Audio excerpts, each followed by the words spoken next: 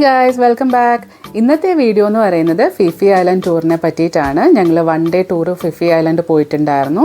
അപ്പോൾ ഞങ്ങൾക്ക് എത്ര രൂപയായി, എന്തൊക്കെ ഞങ്ങൾ കണ്ടു, എന്തൊക്കെ ആക്ടിവിറ്റീസ് ചെയ്തു, അങ്ങനത്തെ ഡീറ്റെയിൽസ് എല്ലാം കൂടി ഇൻക്ലൂഡ് ചെയ്തിട്ട് ഒരു കുഞ്ഞു വീഡിയോ ആണ് ഞാൻ പ്ലാൻ ചെയ്തേക്കുന്നത്. ട്രിപ്പിൻ്റെ ടിക്കറ്റ് നമുക്ക് ഓഫ്ലൈനായിട്ടും ഓൺലൈനായിട്ടും ബുക്ക് ചെയ്യാം. ക്ലൂക്കിൽ പ്രൈസ് കമ്പയർ ചെയ്തപ്പോൾ ഞങ്ങൾക്ക് ഓഫ്ലൈൻ, അതായത് ഞങ്ങളൊരു ടൂർ ഓപ്പറേറ്ററിൻ്റെ അടുത്ത് പോയിട്ടുണ്ടായിരുന്നു. അപ്പോൾ അവർ പറഞ്ഞ പ്രൈസാണ് ഞങ്ങൾക്ക് കുറച്ചുകൂടി കമ്പാരിറ്റീവ്ലി ലെസ്സായിട്ട് തോന്നിയത്. അങ്ങനെ ഞങ്ങൾ ഓഫ്ലൈനായിട്ടാണ് ടിക്കറ്റ് എടുത്തത്. അപ്പോൾ അവർ ഒരു ടൈം പറയും. ആ ടൈമിൽ നമ്മൾ അവിടെ പോകുമ്പോൾ അവർ നമുക്ക് ആദ്യം കുറച്ച് ഇൻസ്ട്രക്ഷൻസ് ഒക്കെ തരും. എന്തൊക്കെ അവിടെ ചെയ്യാം, എന്തൊക്കെ നമ്മളെ കാണിച്ചു തരും, അങ്ങനത്തെ കുറച്ച് കാര്യങ്ങളൊക്കെ പറഞ്ഞു തരും. അത് കഴിഞ്ഞിട്ട് നമ്മളെ സ്പീഡ് ബോട്ടിലാണ് അവർ കൊണ്ടുപോകുന്നത്. നമുക്ക് ഗ്രൂപ്പ് ടൂറും എടുക്കാം, അല്ലെങ്കിൽ പ്രൈവറ്റ് ടൂറും എടുക്കാം. പക്ഷേ നമുക്ക് കുറച്ച് ഗ്രൂപ്പ് ടൂർ ആയിരിക്കും നമുക്ക് കുറച്ച് അഫോർഡബിൾ ആയിട്ട് വരുന്നത്.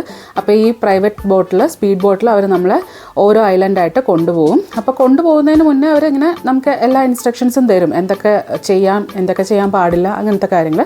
പിന്നെ ഈ നമ്മൾ പോകുന്ന വഴിക്ക് അവരൊരു പ്രൈവറ്റ് റിസോർട്ട് കാണിച്ചു തന്നത്. പ്രൈവറ്റ് ഐലൻഡാണ്, റിസോർട്ടിന് വേണ്ടിയിട്ട് മാത്രമുള്ളൊരു ഐലൻഡ്. അപ്പോൾ അതൊക്കെ അവരിങ്ങനെ നിർത്തി നമുക്ക് കാണിച്ചു തരുന്നുണ്ടായിരുന്നു.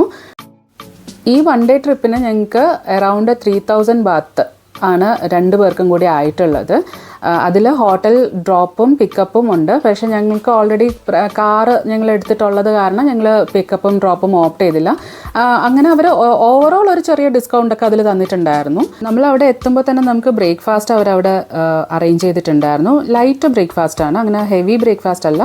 അപ്പോൾ ലൈറ്റ് ബ്രേക്ക്ഫാസ്റ്റ് ഉണ്ടായിരുന്നു. അത് കഴിഞ്ഞിട്ട് പിന്നെ നമുക്ക് ഈ ഇൻസ്ട്രക്ഷൻസും ക്ലാസ്സും ഒക്കെ കഴിഞ്ഞതിന് ശേഷം നമുക്കവിടെ കുറച്ച് ചെറിയൊരു ഷോപ്പ് ഉണ്ട്. അപ്പോൾ നമുക്ക് ഗോഗിൾസോ അല്ലെങ്കിൽ സ്നോർക്കലിങ്ങിന് ആവശ്യമായിട്ടുള്ള സാധനങ്ങൾ ഇത് ഓൾറെഡി അവർ തരും. ഓൾറെഡി സാനിറ്റൈസ് ചെയ്ത സാധനങ്ങൾ ആയിരിക്കും. പക്ഷേ അത് അത്ര കംഫർട്ട് അല്ലാത്തവർക്ക് പുതിയത് മേടിക്കാം. സ്നോർക്കലിങ്ങിൻ്റെയും ഗോഗിൾസും അങ്ങനത്തെ സാധനങ്ങളൊക്കെ പുതിയത് മേടിക്കാമെന്ന് പറഞ്ഞിട്ട് അങ്ങനെ ഒരു ഷോപ്പുണ്ട്.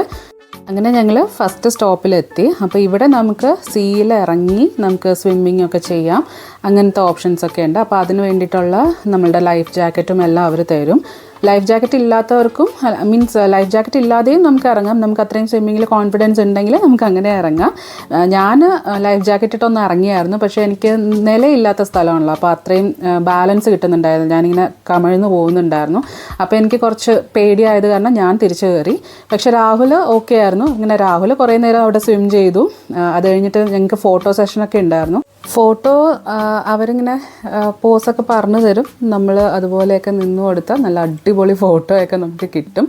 പക്ഷെ ആ ഫോട്ടോ നമുക്ക് ഫ്രെയിം ചെയ്തേ അവർ തരുള്ളൂ. കോപ്പി കിട്ടുമോയെന്ന് അറിയുന്നുണ്ടായിരുന്നില്ല. പിന്നെ ഞങ്ങൾ ആ തിരക്കിൻ്റെ ഇടയ്ക്ക് ചോദിച്ചില്ല. അപ്പോൾ ഫ്രെയിം ചെയ്ത ഫോട്ടോയ്ക്ക് നമ്മൾ എക്സ്ട്രാ കാശ് അവർക്ക് കൊടുക്കണം. അത് പാക്കേജിൽ ഇൻക്ലൂഡഡ് അല്ല. ഞാൻ കുറച്ച് ഉപ്പ് വെള്ളമൊക്കെ കുടിച്ച് വയറൊക്കെ നിറച്ചിട്ട് പതുക്കെ സ്പീഡ് ബോട്ടിലോട്ട് കയറി. പിന്നെ ഞാൻ അങ്ങനെ ഇറങ്ങിയൊന്നുമില്ല. പക്ഷെ രാഹുൽ നല്ലോണം എൻജോയ് ചെയ്തു. രാഹുൽ കടലിൽ കുറേ നേരം കിടന്ന് സ്വിമ്മിങ്ങൊക്കെ ചെയ്തു. ഭയങ്കരമായിട്ട് എൻജോയ് ചെയ്തിട്ടാണ്. ഒത്തിരി ടൈമും അവർ നമുക്ക് തരും.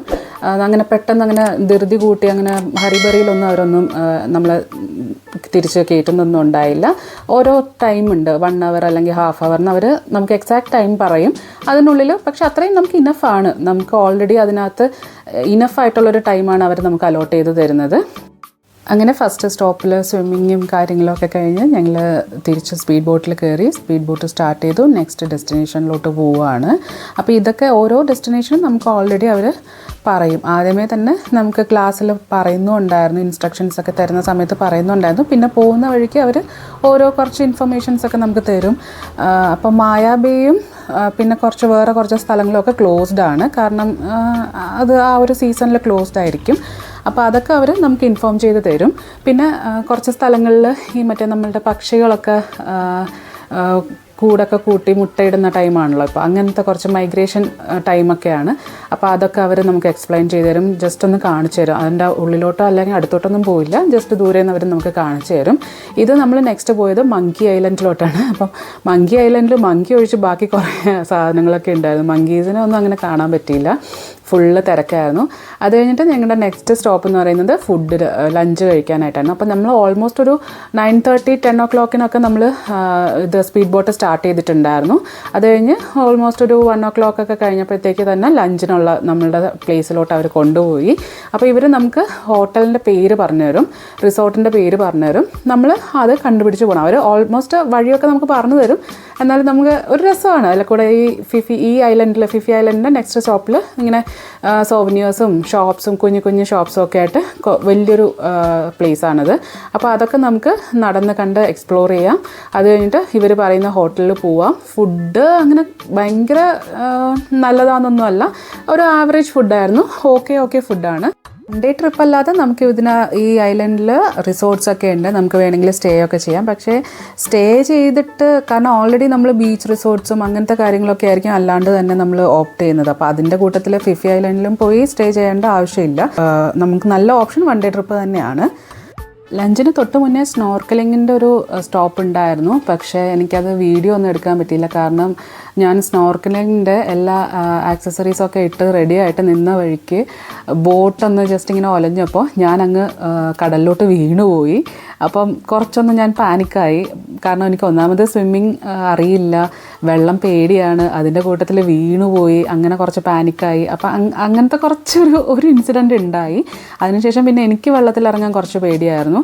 എല്ലാ സേഫ്റ്റി മെഷേഴ്സും അനുസരിച്ചിട്ടാണ് അവർ നമ്മളെ സ്നോർക്കലിങ്ങിന് ഇറക്കുന്നത്. ഈവൻ ഞാനും ലൈഫ് ജാക്കറ്റൊക്കെ ഇട്ടിട്ടുണ്ടായിരുന്നു. അതുകൊണ്ട് ഇങ്ങനെ പൊങ്ങി തന്നെ കിടക്കുന്നുണ്ടായിരുന്നു. പക്ഷേ എനിക്ക് ഈ ബാലൻസ് കിട്ടാത്ത കാരണം ഞാനിങ്ങനെ കമിഴ്ന്നു പോകുന്നത് കാരണം എനിക്ക് വെള്ളം ഇച്ചിരി പേടിയാണല്ലോ.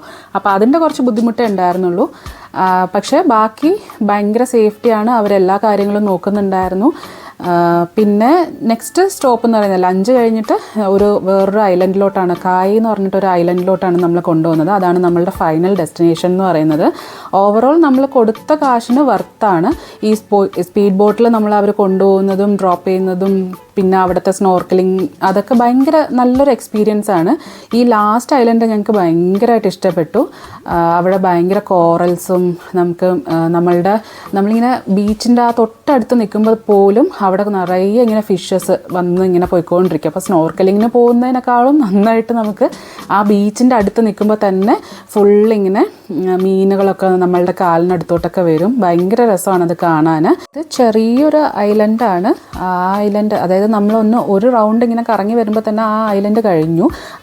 അപ്പം നമുക്ക് അങ്ങറ്റം ഇങ്ങറ്റം നടന്ന് കാണാനുള്ളൊരു ബീച്ച് മാത്രമേ ഉള്ളൂ.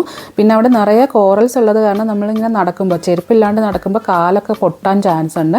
അപ്പോൾ ഞങ്ങൾ അവിടുത്തെ ഷോപ്പിൽ നിന്ന് ഇതുപോലൊരു ഫുട്വെയർ മേടിച്ചിട്ടുണ്ടായിരുന്നു. അത് പക്ഷേ ഭയങ്കര യൂസ്ഫുള്ളായിരുന്നു ഞങ്ങൾക്ക്. ഈ ബീച്ചിൽ നമുക്ക് ഏതുവരെ നടന്നു പോവാം, സ്വിം ചെയ്യാം എന്നുള്ളതൊക്കെ അവർ മാർക്ക് ചെയ്തിട്ടുണ്ടാവും. പിന്നെ ഇവിടെ തന്നെ സ്പീഡ് ബോട്ട്, മറ്റേ നമ്മളുടെ വാട്ടർ സ്കൂട്ടർ, അങ്ങനത്തെ കുറച്ച് സ്പോർട്സ് ആക്ടിവിറ്റീസൊക്കെ ഉണ്ട്.